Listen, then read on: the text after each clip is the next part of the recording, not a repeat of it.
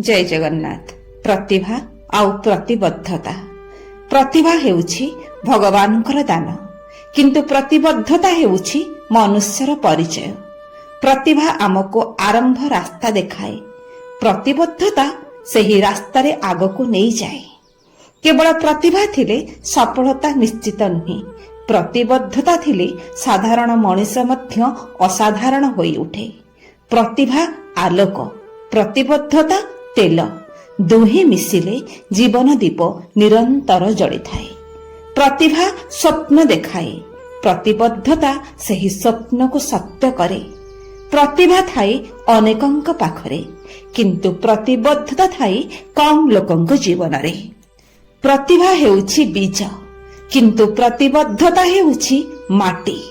ପ୍ରତ୍ୟେକ ମନୁଷ୍ୟ ଭିତରେ କିଛି ପ୍ରତିଭା ଜନ୍ମ ସିଦ୍ଧ ଭାବରେ ଥାଏ, କିନ୍ତୁ ବୀଜ ଯଦି ମାଟି, ପାଣି ଓ ସମୟ ନ ପାଏ ସେ ଗଛ ହୁଏ ନାହିଁ। ପ୍ରତିଭା ଥିଲେ ମଧ୍ୟ ପ୍ରତିବଦ୍ଧତା ନଥିଲେ ସମ୍ଭାବନା ଅପୂର୍ଣ୍ଣ ରହିଯାଏ। ପ୍ରତିଭା ଦେଖାଏ ମୁଁ କଣ କରିପାରିବି, କିନ୍ତୁ ପ୍ରତିବଦ୍ଧତା ସାବ୍ୟସ୍ତ କରେ ଆଉ କରି ଦେଖାଇ ଦିଏ। ପ୍ରତିବଦ୍ଧତା ହେଉଛି ପ୍ରତିଭାର ସାର୍ବଜନୀନ ପ୍ରମାଣ। ପ୍ରତିଭା ଆଲୋକ, ପ୍ରତିବଦ୍ଧତା ଦିଗ୍ଦର୍ଶକ। ଆଲୋକ ଥିଲେ ମଧ୍ୟ ଦିଗ ଚିହ୍ନିବାରେ, ନିଜ ଲକ୍ଷ୍ୟସ୍ଥଳରେ ପହଞ୍ଚିବାରେ ଭ୍ରମ ହୋଇଥାଏ, କିନ୍ତୁ ପ୍ରତିବଦ୍ଧତା ସେହି ଆଲୋକକୁ ଠିକ୍ ଦିଗରେ ଚଲାଇ ନେଇଯାଏ। ପ୍ରତିଭା ଆରମ୍ଭ, ମାତ୍ର ପ୍ରତିବଦ୍ଧତା ଦୀର୍ଘ ଯାତ୍ରା। ଯେଉଁଠି ପ୍ରତିଭା ଥକିଯାଏ ସେଠି କିନ୍ତୁ ପ୍ରତିବଦ୍ଧତା ଚାଲିଥାଏ ନିରନ୍ତର। ପ୍ରତିଭା ପ୍ରତିବଦ୍ଧତାକୁ ନମ୍ର କରେ। ପ୍ରତିଭା ଥିବା ମନୁଷ୍ୟ ପାଖରେ ଅହଙ୍କାର ଆସିପାରେ, କିନ୍ତୁ ପ୍ରତିବଦ୍ଧତା ଆସିଲେ ମନୁଷ୍ୟ ଶିଖେ, ଧୈର୍ଯ୍ୟ ଧରେ ଆଉ ଅନ୍ୟକୁ ସମ୍ମାନ କରେ। ପ୍ରତିଭା ଆକାଶକୁ ଦେଖାଏ, ପ୍ରତିବଦ୍ଧତା ପାଦକୁ ମାଟିରେ ରଖେ। ସ୍ୱପ୍ନ ଉଚ୍ଚ ହେବା ଦରକାର, କିନ୍ତୁ ପାଦ ମାଟିରେ ନଥିଲେ ସ୍ୱପ୍ନ ଭାଙ୍ଗିଯାଏ। ପ୍ରତିବଦ୍ଧତା ହିଁ ସନ୍ତୁଳନ ରଖିଥାଏ। ପ୍ରତିଭା ଏକା ଚାଲିପାରେ, କିନ୍ତୁ ପ୍ରତିବଦ୍ଧତା ସମସ୍ତଙ୍କୁ ନେଇ ଚାଲେ। ପ୍ରତିଭା ନିଜକୁ ଆଗକୁ ନେଇଯାଏ, କିନ୍ତୁ ପ୍ରତିବଦ୍ଧତା ଦଳ ତିଆରି କରେ। ସାମୂହିକ ସଫଳତା ଜନ୍ମ ନେଇଥାଏ ପ୍ରତିବଦ୍ଧତା ଯୋଗୁଁ। ପ୍ରତିଭା ଯଦି ଆତ୍ମବିଶ୍ୱାସ, ପ୍ରତିବଦ୍ଧତା ହେଉଛି ଆତ୍ମନିୟନ୍ତ୍ରଣ। ଆତ୍ମବିଶ୍ୱାସ ଆମକୁ ଧୋକା ଦେଇପାରେ, କିନ୍ତୁ ଆତ୍ମନିୟନ୍ତ୍ରଣ ଆମକୁ ଠିକ୍ ପଥରେ ରଖେ। ଏହି ଦୁଇର ସମନ୍ୱୟ ହିଁ ସଫଳତା। ପ୍ରତିଭା ସମୟ ଚାହେଁ, କିନ୍ତୁ ପ୍ରତିବଦ୍ଧତା ସମୟକୁ ସମ୍ମାନ କରେ।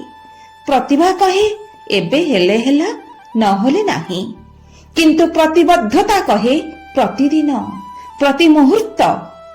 ସମୟକୁ ଯିଏ ସମ୍ମାନ କରେ ସିଏ ହିଁ ଇତିହାସ ଲେଖେ। ପ୍ରତିଭା ଦେଖାଯାଏ, କିନ୍ତୁ ପ୍ରତିବଦ୍ଧତା ଅନୁଭବ ହୁଏ। ପ୍ରତିଭା ଆଖିକୁ ଦେଖାଯାଏ, କିନ୍ତୁ ପ୍ରତିବଦ୍ଧତା ହୃଦୟକୁ ସ୍ପର୍ଶ କରେ, ଆଉ ହୃଦୟକୁ ଯାହା ସ୍ପର୍ଶ କରେ ତାହା ସ୍ମୃତିରେ ରହିଯାଏ। ପ୍ରତିଭା ପ୍ରଶ୍ନ କରେ, ପ୍ରତିବଦ୍ଧତା ଉତ୍ତର ଦିଏ। ପ୍ରତିଭା ପଚାରେ ଏହା କଣ ସମ୍ଭବ, କିନ୍ତୁ ପ୍ରତିବଦ୍ଧତା କହେ ହଁ ଆମେ କରି ଦେଖାଇଦେବୁ। ପ୍ରତିଭା ଆମକୁ ଚିହ୍ନାଏ, ପ୍ରତିବଦ୍ଧତା ଆମକୁ ଗଢ଼ିଥାଏ। ଯଦି ପ୍ରତିଭା ନିଜ ପାଇଁ ହୁଏ ତେବେ ସେ ଅଧୁରା, କିନ୍ତୁ ପ୍ରତିବଦ୍ଧତା କହେ ମୋ ପ୍ରତିଭା ସମାଜ ପାଇଁ। ଯେଉଁ ପ୍ରତିଭା ସେବାରେ ଲାଗେ ସେଇ ପ୍ରତିଭା ଅମର ହୁଏ। ଆପଣଙ୍କ ପାଖରେ ଯଦି ପ୍ରତିଭା ଅଛି ତାହାକୁ ଅବହେଳା କରନ୍ତୁ ନାହିଁ। ପ୍ରତିଦିନ ଅଳ୍ପ ଅଳ୍ପ କରି ପ୍ରତିବଦ୍ଧତାରେ ପରିଣତ କରନ୍ତୁ। ପ୍ରତିଭା ମୌନ ହୋଇପାରେ, କିନ୍ତୁ ପ୍ରତିବଦ୍ଧତା କେବେ ବି ମୌନ ନୁହେଁ। ପ୍ରତିଭା ମନରେ ଲୁଚି ଯାଇପାରେ, ବଣମଲ୍ଲି ହୋଇ ଝରି ଯାଇପାରେ, କିନ୍ତୁ ପ୍ରତିବଦ୍ଧତା ଥିଲେ ତାହା କାର୍ଯ୍ୟରେ କଥା କୁହେ, ଫଳାଫଳରେ ନିଜର ପରିଚୟ ଦିଏ। ପ୍ରତିଭା ଦେଖି ଲୋକେ ଆଶ୍ଚର୍ଯ୍ୟ ହୁଅନ୍ତି, କିନ୍ତୁ ପ୍ରତିବଦ୍ଧତା ଦେଖିଲେ ଲୋକେ ଭରସା କରନ୍ତି। ଭରସା ଥିଲେ ହିଁ ନେତୃତ୍ୱର ଜନ୍ମ ନିଏ। ପ୍ରତିଭା ଉଡ଼ିବାର ଡାକ, କିନ୍ତୁ ପ୍ରତିବଦ୍ଧତା ଡେଣାର ଶକ୍ତି। ପ୍ରତିଭା ଆରମ୍ଭର ତାଳି, କିନ୍ତୁ ପ୍ରତିବଦ୍ଧତା ଶେଷର ନୀରବତା। ପ୍ରତିଭା ଆଜିର ଆଲୋକ, କିନ୍ତୁ ପ୍ରତିବଦ୍ଧତା ଆଗାମୀର ସୂର୍ଯ୍ୟ। ପ୍ରତିଭା ସହିତ ପ୍ରତିବଦ୍ଧତା ଯେତେବେଳେ ଏକାତ୍ମ ହୋଇଯାଏ, ସେତେବେଳେ ସାଧାରଣ ଯାତ୍ରା ହୋଇଯାଏ ଅସାଧାରଣ। ପ୍ରତିଭା ଥିଲେ ସୁଯୋଗ ମିଳେ, ପ୍ରତିବଦ୍ଧତା ଥିଲେ ସଫଳତା ମିଳେ। ପ୍ରତିଭା ଅଳ୍ପ ସମୟର ଚମକ, କିନ୍ତୁ ପ୍ରତିବଦ୍ଧତା ଦୀର୍ଘ ସମୟର ଆଲୋକ। ଯେଉଁଠି ପ୍ରତିଭା ଶେଷ ହୁଏ, ସେଇଠି ପ୍ରତିବଦ୍ଧତା ଇତିହାସ ଲେଖିଯାଏ। ଆସନ୍ତୁ, ପ୍ରତିଭାକୁ ଅହଙ୍କାର ନୁହେଁ, ସାଧନା କରିବା। ପ୍ରତିବଦ୍ଧତାକୁ କଥା ନୁହେଁ, କର୍ମରେ ପରିଣତ କରିବା।